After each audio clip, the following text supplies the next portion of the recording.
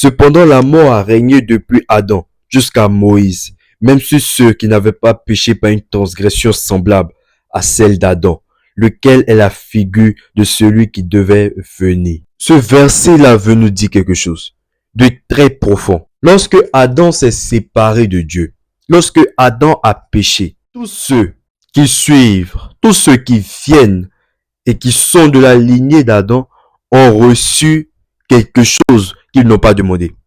Adam a fait quelque chose et cette condamnation qui est tombée sur lui est tombée sur nous. La mort, la mort.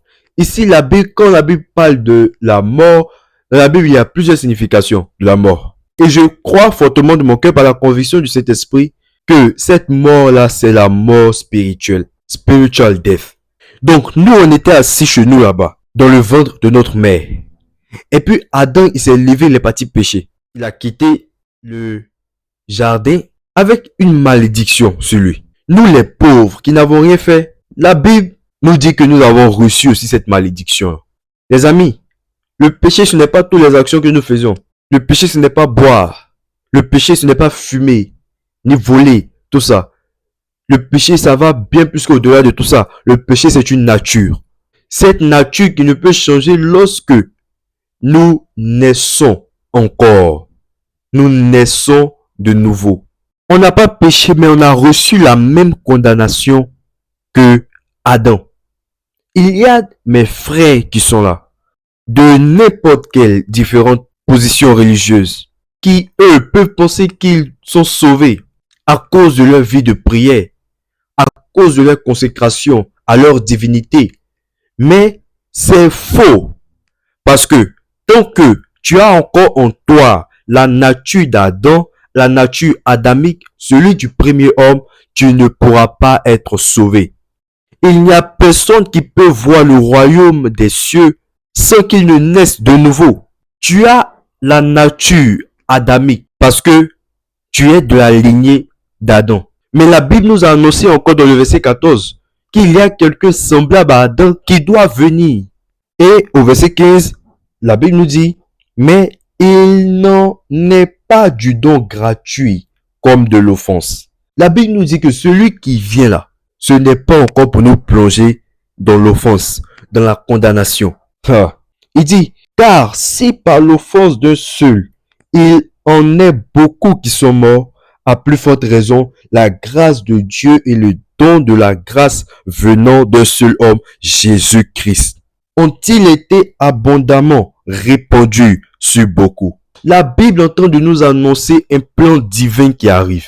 Ce plan divin, c'est la venue de Jésus-Christ, qui lui n'est pas venu pour nous offenser, qui lui n'est pas venu pour nous pousser encore dans une nouvelle condamnation, mais lui qui est venu et qui arrive pour nous faire sortir de cette condamnation-là. Il n'en est pas du don gratuit comme de l'offense. Car si par l'offense d'un seul homme, il en est beaucoup qui sont morts, ça veut dire que par l'offense de Adam envers Dieu, beaucoup sont morts. Beaucoup n'ont plus la vie éternelle. Beaucoup n'ont plus la vie Zoé. Beaucoup ne peuvent plus manifester la volonté de Dieu.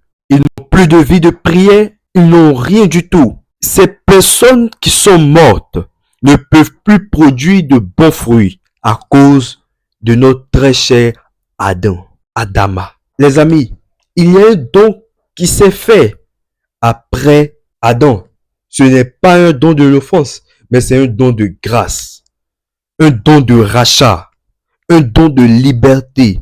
Verset 16, il n'en est pas du don comme de ce qui est arrivé par un seul qui a péché, car c'est après une seule offense que le jugement est devenu condamnation, tandis que le don gratuit devient justification.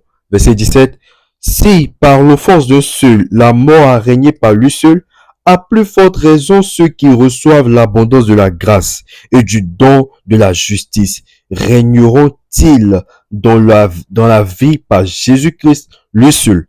Ainsi donc, comme une seule offense, la condamnation atteint tous les hommes, de même par un seul acte de justice, la justification qui donne la vie s'étend à tous les hommes.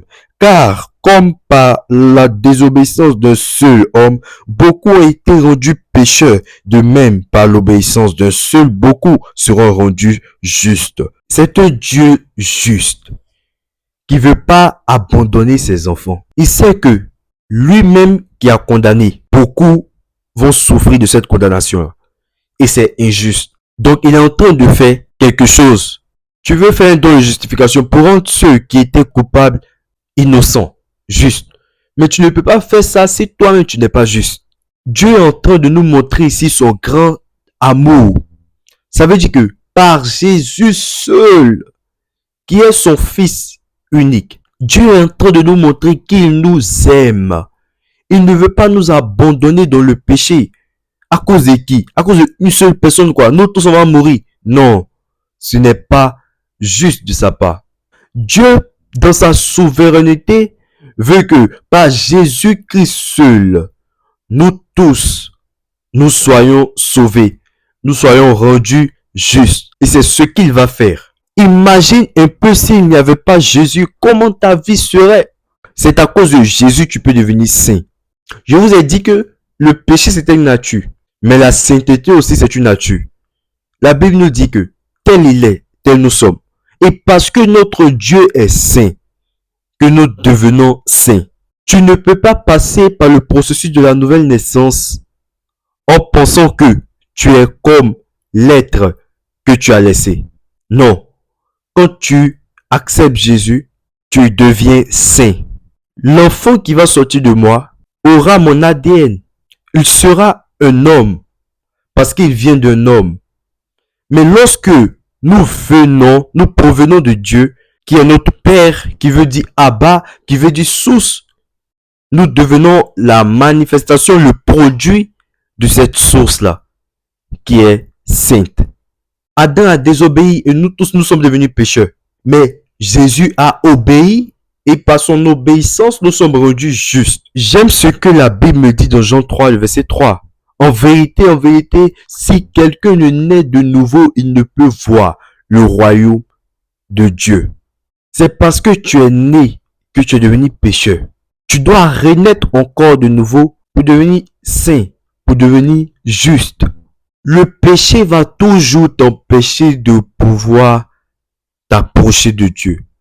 Le péché va t'empêcher de t'approcher de Dieu.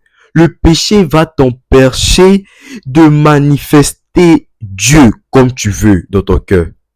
Le péché va t'empêcher d'avoir le cœur de Dieu. Le péché va t'empêcher d'aimer Dieu. C'est ceux qui sont saints, qui ont la capacité d'aimer facilement Dieu. Les amis, ça m'a fait du bien ce chapitre de Romains 5. En résumé de tout ce que j'ai pu dire, au verset 20 on dit, or la loi est intervenue pour que l'offense abondât. Mais là où le péché a abondé, la grâce a surabondé.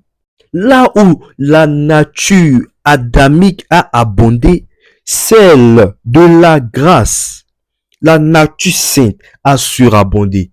En fait, on ne parle pas de la manifestation des fruits de la chair que tu fais, et puis tu vas dire après que là où le péché a abondé, la grâce a surabondé. Non, hein? La grâce a surabondé une seule fois. La grâce a surabondé afin de nous sauver, afin de nous rendre justes. La grâce a surabondé pour que nous recevons la vie Zoé, la vie éternelle, la vie qui est conforme à celle du royaume. J'espère que vous avez été bénis. Et si tu ressens dans ton cœur que tu dois marcher avec Dieu, que tu dois accepter Jésus, envoie Jésus en DM et tu feras partie de la grande famille de ceux qui sont devenus justes au nom de Jésus.